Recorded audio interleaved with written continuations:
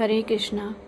जो नए हैं उनको अगर श्लोका पसंद आ रहा है तो कृपया सब्सक्राइब करें और दूसरों को भी शेयर करें। हरे कृष्ण। श्री भगवान उवाच मात्र स्पर्शात् तु कौन्तेय शीत उष्ण सुख दुखदा आगम अपायिन अनित्यस्तान् तितिक्षु भारत। अनुवाद है, हे कुंती पुत्र, सुख तथा दुख का क्षणिक उदय तथा कालक्रम में उनका अंतर्धान होना सर्दी तथा गर्मी की ऋतुओं के आने जाने के समान है। हे भरतवंशी, वे इंद्रिय बोध से उत्पन्न होते हैं और मनुष्य को चाहिए कि अविचल भाव से उनको सहन करना सीखें। कर्तव्य निर्वाह करते हुए मनुष्य को सुख तथा दुख के क्षणिक आने जाने को सहन करने का अभ्यास करना चाहिए।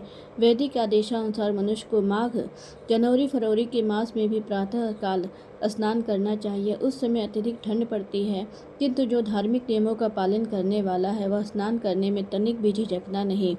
इसी प्रकार एक गृहिणी भीषण से भीषण गर्मी की ऋतु में मई जून के महीनों में भोजन पकाने में हिचकती नहीं है।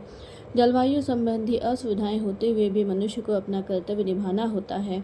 इसी प्रकार युद्ध करना क्षत्रिय का धर्म है, अतः उसे अपने किसी मित्र या परिजन से भी युद्ध करना पड़े तो उसे अपने धर्म से विचलित नहीं होना चाहिए।